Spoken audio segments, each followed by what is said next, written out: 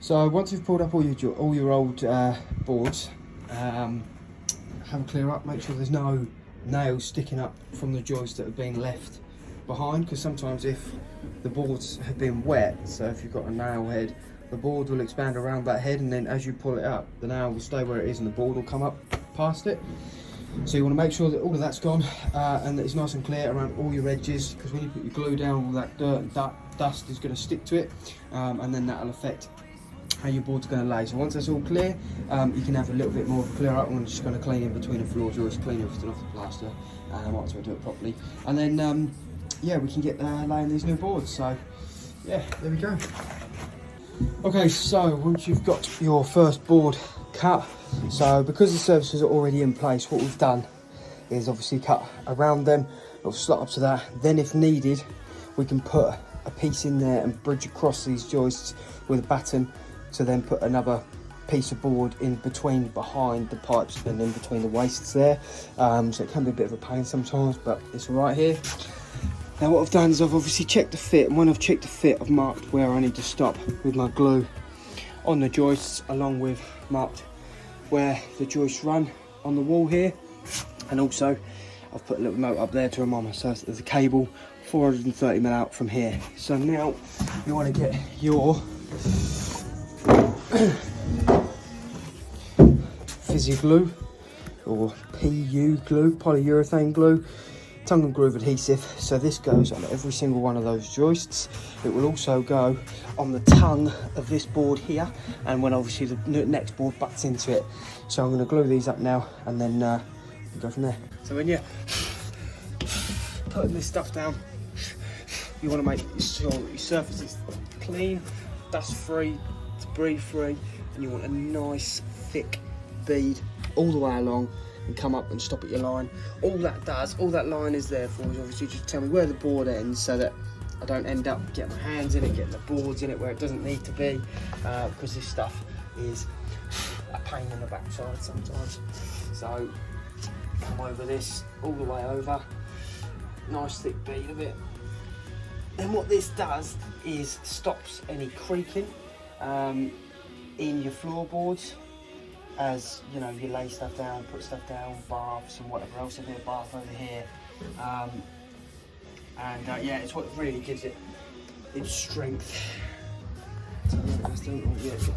Just make sure you get it absolutely everywhere. I don't think you can't really have enough of this stuff, I don't think. And also there's just got a little nail here just there. That stuff's not rotten, but also it would be a pain in the backside to try and get it out from underneath that stud wall. So because obviously the stud wall fixings are coming through there, so it's just more work that doesn't need to happen. So now that we've got the glue down, this is where it becomes a little bit tricky, so I will need both hands for this bit.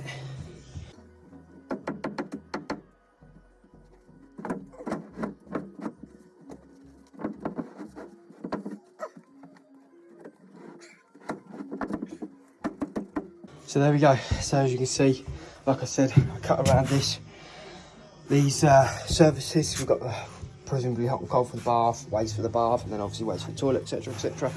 Cut around that, and then if we need to, we can put something there, but I don't actually think we're going to need to put anything there. Depends where the legs of the bath's going to fall. Perhaps something just to fill in that square there, but we can sort that out, no problem. So what I've decided to do is come right up to here, and obviously right up to this stud wall.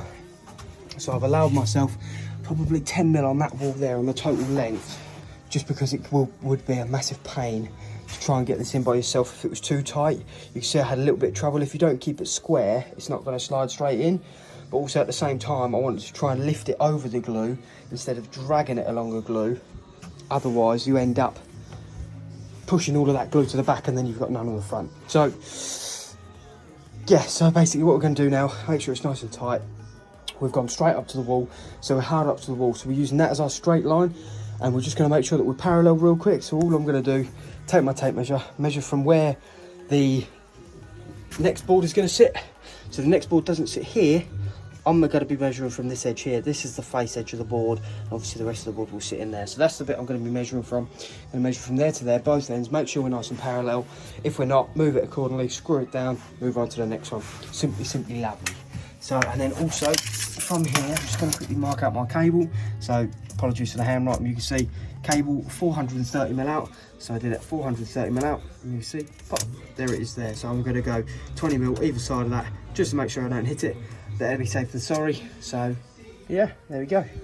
Okay, so as I mentioned a second ago, what I'm going to do first is make sure that the board is, or the room, sorry, is parallel. So here I've got 1427. This way just makes it a bit easier. And here, yeah, I've got 1427, so pretty good there. You know, it might be a millimetre either way, but it's more than adequate for what we're doing here. Now, a couple of ways you can fix these boards down. You can screw, you can nail them. I'm going to screw them. We'll be using these Optimax 5x50s. Nice screw. He sent me these out to give them a go on some projects. So I'm going to screw them down. Like I said, I've marked already on the wall where the joists are. So you can mark them here as well. This will help you now and also when you come to put your next board on. Alright, so that'll be there and there. We'll get the spirit level in a second. Just get a couple of screws in now just to hold it in place so that it doesn't move about at all.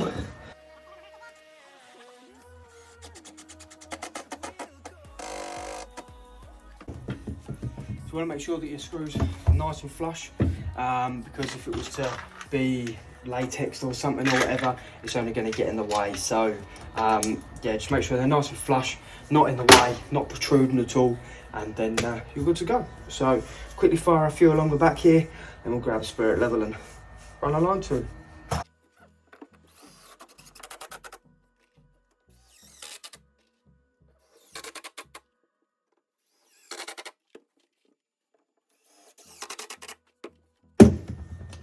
Okay, so we're all screwed up along the back now. I'm not going to screw along the front. I'm just going to leave the back screwed in for now. Now the reason why I'm going to do that is if I was to put a screw in there, that's going to pull that board down super tight to that floor joist. And if these floor joists, you know, these floor joists have been in for God knows however long. So if I was to pull that down super tight, I might not be able to get my next board in. It might be a bit of a pain to get that board in. So always leave it until you've got your next board in before you finish screwing this board up. I find it easier. Some people may say no, screw it straight away, but I find it easier because at least then you know you're not going to have any issues with how your boards are going to come in together. Then you don't have to mess around, it should just slot straight in. You don't have to mess around trying to hit it with a hammer or whatever. So what we're going to do now, go downstairs, cut our next board, again just marking that joist there so I know where it is, where it falls on that board. I can see it on the other side, just makes it easier. Like to make sure everything's marked out, so now I can just see now while I'm looking, as long as I'm careful and follow my centre lines with my screwing, then I'm not going to hit anything. So as you can see here, so you see we've obviously got two pipes running through, running parallel next to this joist here. As long as I hit my centre on that joist, we'll be fine with that. So obviously we've got a cable coming through here. Now it's always important as well just to check and see how deep that is. So that is 60mm below the top of the joist. I can't remember what the standard is here in the UK, but obviously I'll be fine with that. Again, with that cable that's tacked to the side of the joist, I know I'll be fine as long as I follow my centre line. And other than that, we should be good. As long as I'm not going in doolally with the screws, we'll be good to go. So we're going to go and cut that board and then get the next one back up here.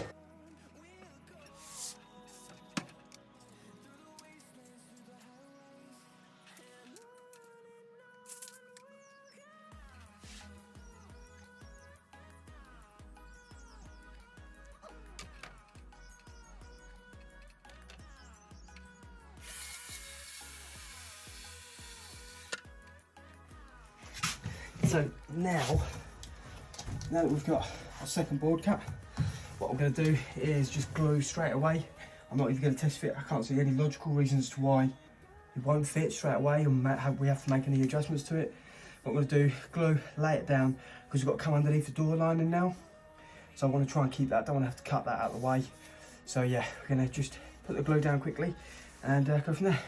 So now I'll simply bring this over as far as I can, make sure I'm not going to hit any pipes on the way down. So I'll bring it down here. We've got obviously got the waste to bear in mind and bits and pieces like that. So I'm going to come down there on that point, so we'll just bring it past a little bit further. As soon as we drop it, are able to drop it past this lining, we're going to be good to go. Beautiful. There we go. Easy as that. So now we'll just slot that to where we go. Make sure we pick it above this. It's obviously just a little pleat for the waste to sit onto. Just easy as there. So again, use your foot, use your weight to come across.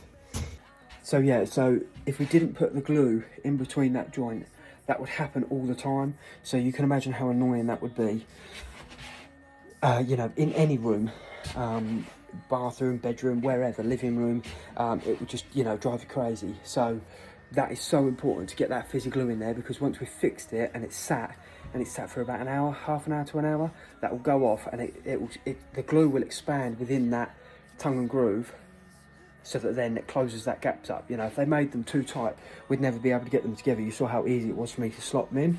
And again, that's why I don't fix at the front of the first board I put down. Just makes it easy, you know. So there's definitely lots of things to bear in mind when you're putting this stuff down, but it is very straightforward.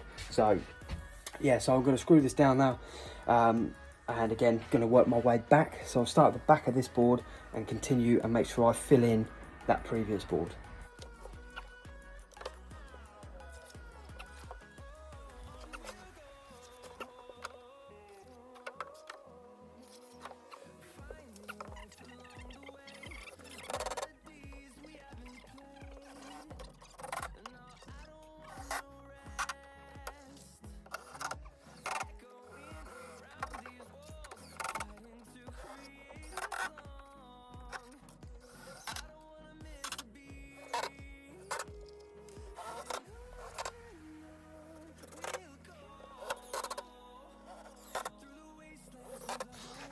So there we go. So now you can see I filled up that board now, 3 in each side. Just go front and back and 1 in the middle. Front, that's more than adequate. They're only 600, so that works out to be 1 every 200, so that's fine. Now you can see obviously the glue started to squeeze out of the joint, which is great, which is what we want. We know it's filling up now. But the best thing is just to leave the glue. Don't try and clean it while it's wet. Wait until it's dry. Get, you know, an old chisel, handsaw or a scraper, anything would work, and just scrape it off in dry chunks. It tends to work the best. So yeah.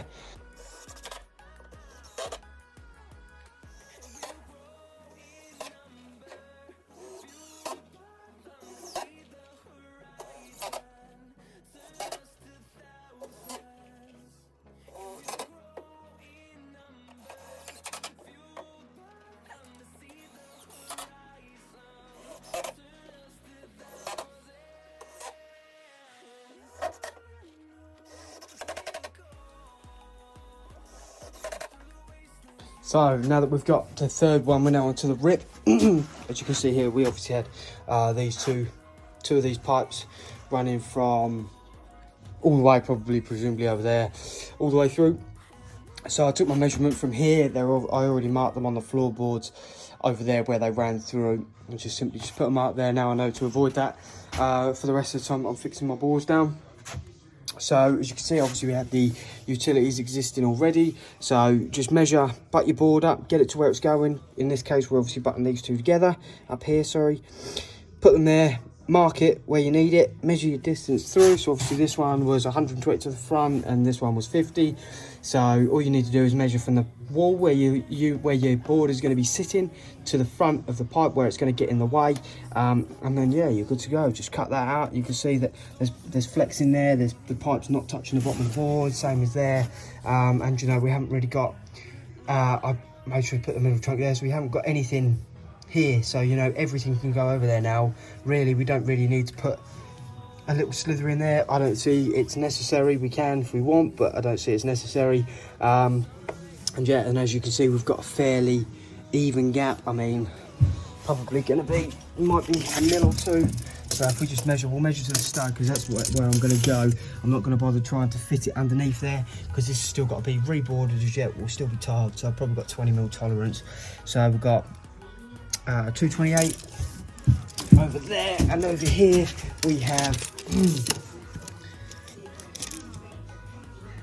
226, a 2mm difference, so that's not the end of the world. All I'm going to do there is cut it to 226. There'll be 2mm difference. Like I say, this is going to be reboarded as yet, so 12mm, then tile. We're going to allow it. So like I say, we've got about 20mm tolerance. That gives me enough room that I can just simply slot it in, push it in, get my crowbar in between the stud wall and my board and push it, get them nice and tight, and we're away. Easy as that. Simply lovely. What I've done is, because we've got the door lining over here, so, and that's staying, they're not replacing that. So what I've done is I've just notched it out in an L shape so that I can simply just put it under, because basically what I've got to do is put it in, lift it up at the back, and then slot it into my tongue here. So, and that's the only way we're going to be able to do it, really. You could jam it in, but there's not really any need, again, because it's such a small area. By the time it gets boarded, tiled and everything like that and comes out, you're going to be, you know, covering up what we've taken off. So it's as easy as that. So again, just run your glue. You want to get plenty of glue on it, even though it's a small bit like this, it still wants just as much glue as everywhere else. If not, you know, could always argue that this would want more because of it's a small piece, but nevertheless, run your glue on every bit of contact that the board is going to have with your, get that bit of rubbish off of there, look, didn't clean that bit off very well, did I? So yeah, run your board, run your glue, sorry, everywhere that your board is going to have contact with. Alright, so every single joist, and obviously the tongue all the way along, and nicely all the way along, to stop any creaking. And moisture leaking through even. It's the glue that makes the joint moisture resistant, that's just bare chipboard. So now that we've got that in, what we're going to do, I've already marked up all the joists on the stud wall here, look. Yeah, I have done that one. And obviously they were already marked on my previous board here.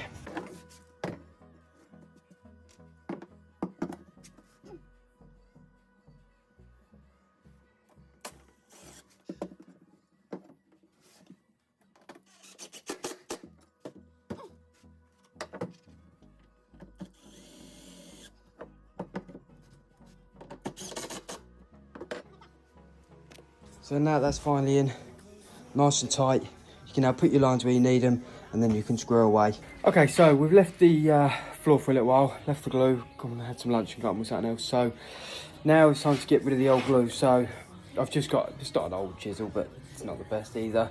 Got a bit of an edge to it, but nothing crazy. So it can be anything, do it with a flathead screwdriver.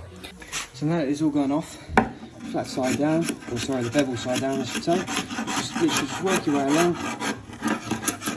And it will come off a nice big bit.